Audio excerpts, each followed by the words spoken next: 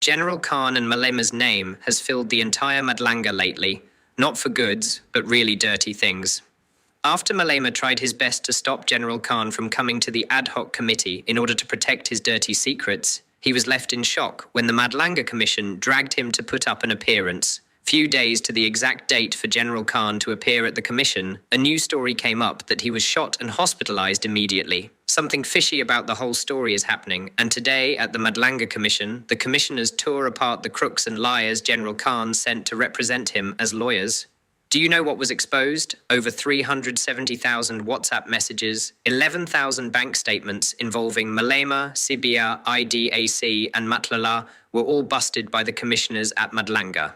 If you want to hear the full names and gist, stay till the end, because obviously he is the focus of all the criminal cases in SAPS, hence he is running away. Isn't it time for Malema to be arrested? From getting fraudulent tenders from CFO to having private meetings with cartel bosses and police generals. When controversies like this arise, the first person that comes to our mind is Saint Mukwenazi, who bravely exposed all the criminals. If you support him and believe General Khan and Malema must be jailed, hit the like button, comment Mukwenazi our hero, and don't forget to subscribe for more updates. Jabulani, roll out the clip where Madlanga exposed the names of all those that sent him money as bribe, including Malema after the 11,000 bank statements were opened. In the invitation which you say you accept, nothing stops us if we were so minded. I'm not saying that we are. But nothing stops us from dismissing the application outright on the basis, for example, of vagueness. And I must tell you outright that I feel that the application is very vague. For example, I have no idea altogether whether what General Khan is asking for is only for evidence relating to the Eratin bust to be aired publicly. So I don't know whether that is what he is saying. All that can be heard publicly is Eratin and nothing more. If that is the case, the affidavit does not explain why everything else is out of bounds in terms of being aired publicly. There's nothing there altogether.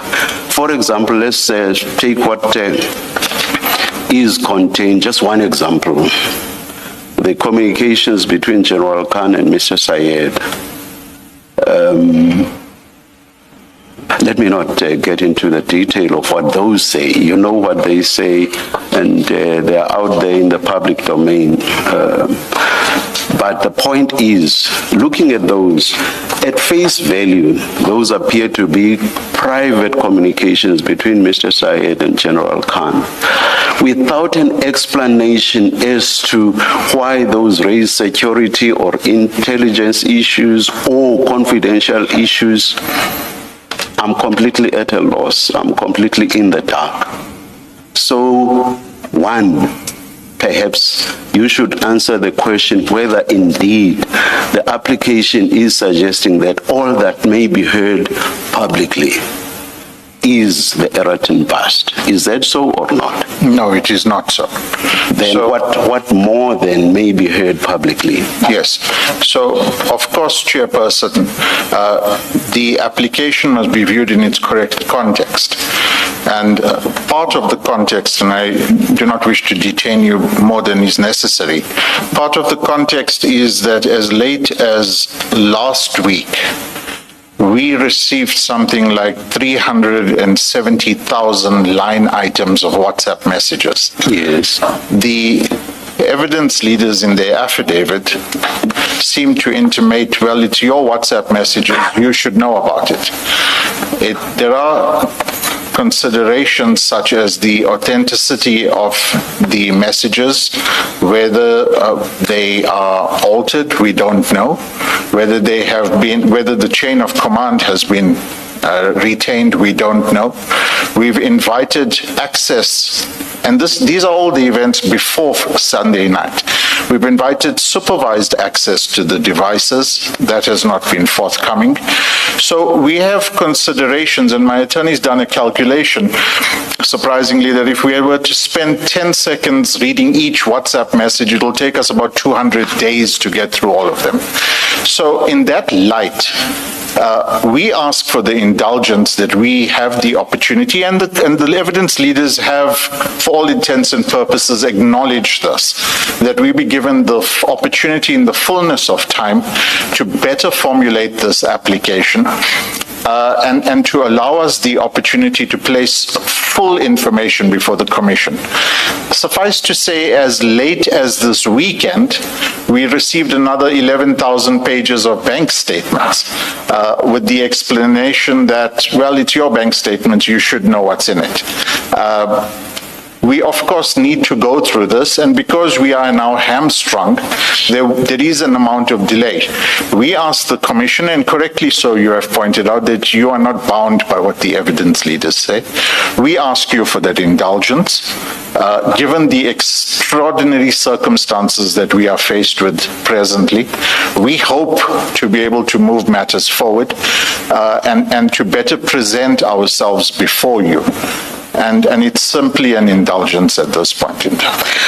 What you are addressing now, with the exception of the bank statements about which I've not seen anything in writing, but the rest of what you say, the number of texts, the thousands or even hundreds of thousands of texts, the thousands of pages and so on. If I understood the application correctly, you raise those issues in the context of seeking condonation for the lateness of the application. That has nothing to do with the question that I asked, which is, what is confidential or relates to state security, relates to intelligence? What is it in the application? You have detailed all of the things that you have detailed, and none of that addresses the question that I put to you. I hope you understand. Also, and of importance is that even if you complain about this material that you say was delivered late, General Khan, through your assistance, I assume, has brought an application for an in-camera hearing, stating, as a matter of fact, he doesn't say there's a whole lot of material or stuff that's still outstanding. He has come to this commission asking for an in-camera hearing on the basis of state security, confidentiality, intelligence matters, investigative ways by the intelligence operatives, all of which should not be aired publicly. So he took himself or understood himself to have facts to come to this commission. That has nothing to do with the material you have just placed before us. Because if that was the issue, then he would not have been ready to bring the application. So my point about the application being vague stands. Yes. And you would have you have to respond to that if you wish to. Please do. So, Chairperson, you will note that this application was brought at a late stage on Sunday evening, whilst all these events were unfolding. But to answer your question, General Khan is not here to testify today, and the commissioners have to unpack what is in the current application. There is room to breathe, to fix up what is currently a lacuna in the application, and I concede that before you. If you were to close the door without offering us a better opportunity... But at the very least, Mr. Khan, you should be able to explain the basis on which the application was brought in the first place. Yes. So, for example, the application in so many words refers to the relationship between General Khan and Mr. Syed, and I think it's the only example it actually touches on. I may be wrong. So it does refer to that, and all it does is to talk about context and how the intelligence system bears relevance to that relationship. But are we to take General Khan on his word on that. We cannot grant the application on his word. There's some context. What context? There's some bearing. What bearing? We are completely in the dark. We cannot grant an application like that. So it's on that basis that I say, why did General Khan come before us? At that stage, he was well. He had not been shot. And by the way, let me place it on record that the Commission has in so many words expressed its words. And condolences. Thank you, Commissioner. I've only heard but I'm a third language English speaker. I've only heard condolences used in the context of someone who has passed on. I'm not saying it's not used in the context in which you are using it, but you are quite right. We have, as a commission, expressed those words. But the point I'm making is, at the time this application was crafted and brought, he was well, no question there. So I have difficulty understanding the basis on which the application was brought in the first place. Serious difficulty with that. Yes. That there has now been an offer which General Khan, through you, is grabbing is something else altogether. Was there an application before us in the first place? If there was, on what basis was it brought before us? Okay. So, because I mean, I have said it's vague. I could actually go further and say it's hopeless. From where I'm sitting, it's hopeless. So, Chairperson, we are faced with the following situation. This application was brought on Sunday. On Monday, the evidence leaders conditionally opposed this application. There isn't even a replying affidavit before you at this stage because of circumstances. Now, the basis, and I don't wish to argue the matter fully, the basis of the claim for an in-camera application is set out under certain headings in the application. The evidence leaders have come back and said it's not sufficient, we want more clarity. That could very well, in the fullness of time, come in the replying affidavit, which should not be new because it talks to the headings. But to answer your question, what's the basis, why at the late stage, and I understand your question. This matter has been unfolding for some time. It is on the back of further evidence that is being presented at the Commission. There are circumstances that are set out in the affidavits in the High Court application. So there are a lot of moving parts in this matter that remain moving.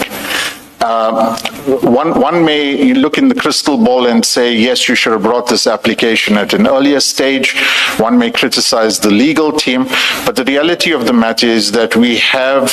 I am not raising any of those. I'm raising a different point, but please continue with your response. I am submitting to you, Chairperson and Commissioners, that there would be no prejudice or harm affording this application to become ripe and then considering it as opposed to dismissing it summarily at this stage without a replying affidavit and without a full opportunity to place more information before the Commission. So it's an indulgence that we seek. Your powers are wide, and there we find ourselves.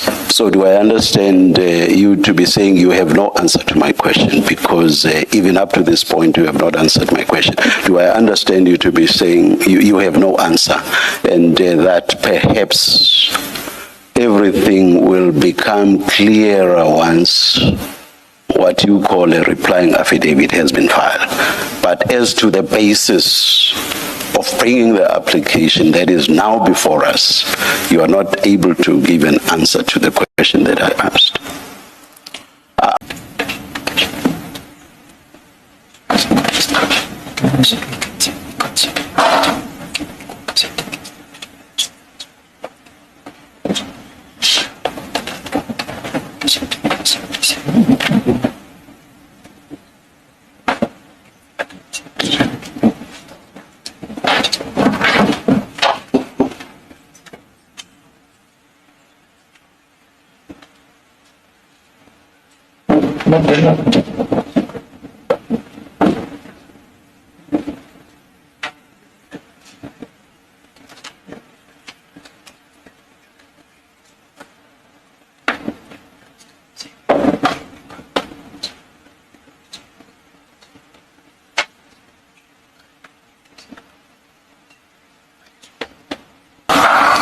Our position is that we don't wish to hamstring the work of the Commission. As regards the evidence of General Khan and what is to unfold, we're told by the evidence leader at this point in time that they will be addressing you on Friday morning. May I have the opportunity till Friday morning to consider my position and then communicate and engage with them? It might very well be that we can limit issues with them, and then we report back to you on Friday morning.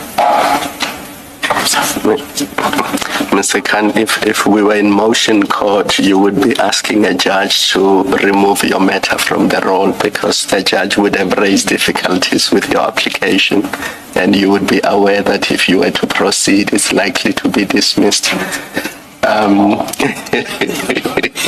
So the mic is So that's where you find yourself, and speaking for myself, I understand your difficulty because you are counsel. You don't have the authority to withdraw or to tender a withdrawal. You would need to take instructions. But it seems to me that the proper thing would be for you to say the application should be removed from your roll today, and your attorneys will decide what to do with it. They may very well give a notice of withdrawal. But you seem to be understanding Commissioner Baloyi's position because none of what she says prevents General Khan from bringing the same application properly motivated. Because even your notice of motion, your prayer too, as it stands, I have serious difficulties with it. So it's not a simple case of just supplementing or filing a replying affidavit. You need to fix your notice of motion as well. So it makes sense to me that the application has to be withdrawn, and if you are so instructed, you file a proper, motivated application that deals with the issues that you want to be heard in camera. Because as it stands, those are not there. It's just blanket statements that, we do not understand. So with that in mind, maybe without wasting any further time, just tell us what you want to do, and Chair will consider that and we will move forward. Thank you, Commissioner. I've heard you say that without giving legal advice, a prudent course might be to simply remove the application, and I'll ask that we remove the application from your roll. Thank you very much. The removal is yours. It's not done by us. So I assume that we must take the application as removed. Thank you very much. All right. In the interim, and regarding any concerns General Khan and you, the legal representatives, might have with regard to possible prejudice, I would refer you to paragraph 23.4 at page 33 of the answering affidavit. There, the evidence leaders make a fair point. The evidence, they say, I quote, the evidence leaders will engage General Khan and his legal team on how to present evidence on the remaining topics in a manner which does not compromise confidential crime intelligence information or prejudice the safety of informants or undercover agents. So it's not as if Ms. Hassim intends to, on Friday, just start leading evidence without that engagement having taken place. This means that Ms. Hassim, as all of us actually should, accepts the fact that with an intelligence operative, there should indeed be intelligence-related matters which should not be aired publicly, security-related, and even confidential, all of which should not, as I say, be aired publicly. Ms. Hassim understands that, and because of that understanding, she's willing to engage with General Khan, but because you say he is not conscious at the moment, I thought you said, that means Ms. Khan will engage with you, General Khan's legal representatives, you accepted that, for example, that this application is not saying what should be aired publicly is erratum only. So you accept that there's more than just that. So that's the ground which will be covered by the engagement between the two sides, as it were. So in a sense, this provides somewhat of a cushion. Yes, Chairperson, there is some comfort in this statement here. Yes. And that is why I prefaced my address to you with my desire to engage with the evidence leaders and see how we can come to some resolution. Yes. No, thank you. Thank you very much then. This is closed. The application is withdrawn, so this discussion is closed. But, yes. No, I did say we cannot withdraw.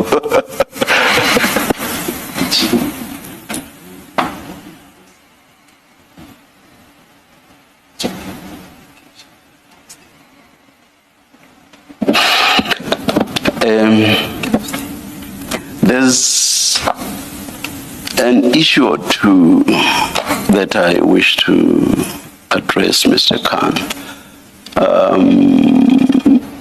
Up to today, we have never had to follow, interact with, pronounce on, or engage with issues that are out there in the media. But this time around, I do wish to raise issues that were in the media. Here's the background. Our spokesperson, Mr. Jeremy Michaels, picked up an interview that was conducted by Ms. Zianda, and she was interviewing you. Our spokesperson was quite concerned by some of the things that you said, and he suggested to the commission that a media statement should be issued addressing those issues that concerned him. After discussion within the commission, the view taken was that rather these issues should be raised here in open session with you. I will commence to do just that. At what time did General Khan serve his papers on the commission? It was Sunday night, was it not? That's correct. At what time? My attorney is checking right now. It is at 4 minutes past 11 on Sunday night, Chair. 4 minutes past 11, yes.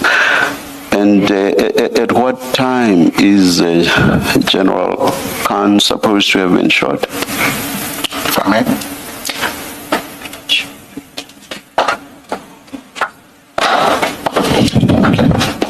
We do not say with certainty, but it appears to be approximately 11:30. 11:30. Now I want to refer you to a response. We have a transcript of the interview. Chair, we could provide a copy of that transcript to my learned friend. Oh, you did? I'm not certain when. I don't have it in front. No, I'm saying we could provide a copy as you addressing these issues, so he has it in front of him. Perhaps we should adjourn very briefly, and you can indicate as soon as that has been done. We'll just wait outside. Yeah. It won't be long, Chair, so don't go upstairs. Sorry? I said we won't be long, so No, I'm saying we'll stay. Well, the last question I asked was what time General Khan was shot, or is supposed to have been shot. You said around 11:30. Was it not, in fact, earlier than that? Chairperson, I have not spoken with the police, neither have I seen any of their investigations. You will remember that I bent over to my attorney and asked him, and that is what was communicated to me. So, Oh my God. independently, I'm unable to answer that question. Somebody took my laptop and my copy of the transcript. Oh gosh. Yeah. But before we stand down waiting for my laptop, you may counter this if you want to end, indeed, as you are free to or at liberty to. I have here something posted by Mr. Bule Lichwidi Jones of ENCA on X. I assume that a tweet is still a tweet, is not an X, even though the platform is now X. And it says, at ENCA, and then arrived on the scene around 23:18. The incident happened just after 2300 hours, we are told. But what's important is he's already there. He's there at 23:18, so obviously before past. And he says he's told that the incident happened at 2300 hours. Would you have a basis for saying that that is not so?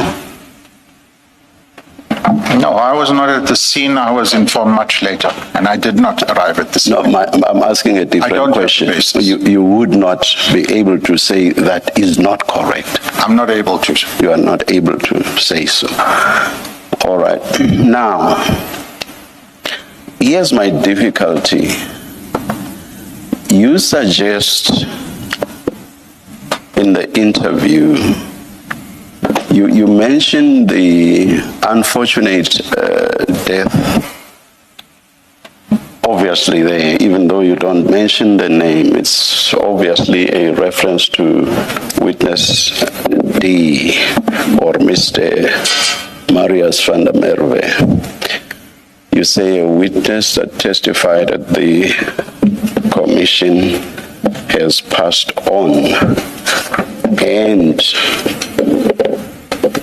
you then mention the fact that the application was saved, and then you suggest that there is or must be a leak within the commission. Everything looked at in context, you are suggesting that General Khan may well have been shot as a result of that leak. Because if you are not suggesting that, why else mention this? Am I interpreting your response correctly? No. Please tell me what your interpretation is. Why would you have mentioned the leak or the possible leak, and why would you have mentioned the death of Mr. Marius van der Merwe? Yes.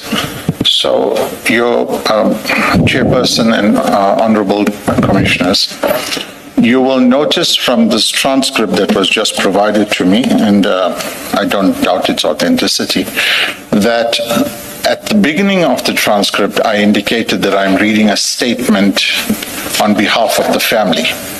Present with me was my attorney and members of the family standing around, and I was instructed to read the statement.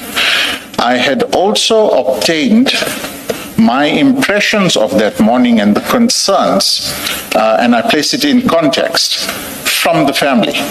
Now, the context of that morning were, and these are also my experiences when I arrived at the hospital, that there were members of various different units at the hospital attempting to get access to General Khan to confirm whether he is in fact seriously injured or what the circumstances are. But then turning specifically to the question itself, which appears at page 7 of the transcript, and if I may read it for us, Ms. Ngobo says the following, and in fact, maybe I should pause because you referenced something about Mr. Pule. I have not spoken with Mr. Pule, but that's just for timing, and I'm still to zoom in on that. So, Ms. Ngobo says, because the impression that I am getting now is that immediately after you delivered papers to the Madlanga Commission, this happened. In other words, that affidavit firstly would implicate possible other high-ranking officials, which would then by implication to an extent mean that perhaps you also would have a leak of some sort, either on your side or maybe on the commission side. My answer to that, sorry, let me finish it. Am I misunderstanding the way that this has been framed? My answer to that, well, at this point, it is speculative.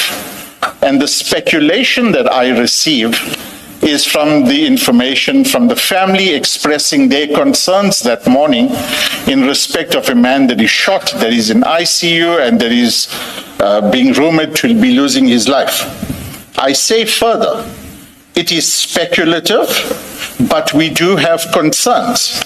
Now, the concerns that I'm speaking about are based on the following, amongst others, and I'm again cautious to speak in the media. The question was, is there a leak on your side or a leak in the commission? And I say it is speculative, but we have concerns. And we do, in fact, have concerns about leaks on our side. We also have concerns that have been expressed to us, for example, that, and I'm traversing other issues such as the police raid at the premises of General Khan, that the media were in fact there before the police arrived. One person who appeared before the commission has already been murdered. This is something, and it appears elsewhere in this report, and it's also reported by the different journalists. Did General Khan fear for his life? He communicated directly to me and my attorney seated next to me that in light of all of these events, and he specifically mentioned the murder of somebody that appeared before the commission, that he feared for himself. And you'll see in this report, I say, he used different vehicles, he took different routes, and he consulted his legal team at different locations. I go on to say there had been an attempt on General Khan's life as he was to appear before the commission, and there is grave concern that there might be a compromise within the commission. General Khan had expressed to my attorney and myself that in fact his team was the unit that did the security services for the commission itself. Now, this is not to say, and I say this unqualifiedly, that this is not to say that there is a leak within the commissioners, within the evidence leaders, but there are police officers involved in these incidences that General Khan was concerned about. And that concern was carried over by his family to the police trying to get access to him on the morning of the incident. But lastly, I say, and I qualify this, but at this stage it is speculative. It is speculated by the family, if that assists, Commissioner. You see, this is not only about what you intended to convey, but it is also about how reasonable listeners would have understood this. You are saying this in the context of General Khan having been shot. And in that context, you mention leaks or compromise. Or what did you mean by compromise? I understood it, and I believe myself to be a reasonable listener. I understood you to be referring to leaks from or by the commission. Absolutely, Doctor. And I also understood that to go back to the context in which General Khan was shot. So all of that, when you look at it holistically, it suggests that we served the commission late last night. He gets shot after service of the documents, and there are leaks within the commission. When you look at the totality of all that, it does suggest, or it may reasonably suggest to a reasonable listener, that you are basically saying that as a result of the leak, General Khan, or rather, General Khan may well have been shot as a result of the leak from the commission. That would, or that's a possible way in which a reasonable listener would have understood what you said. May I reply? Yes. I unqualifiedly, before you and the media, say that that is not my instructions, and that is most certainly not what I intended to communicate to the media with my attorney and family members of General Khan present. Thank you. May I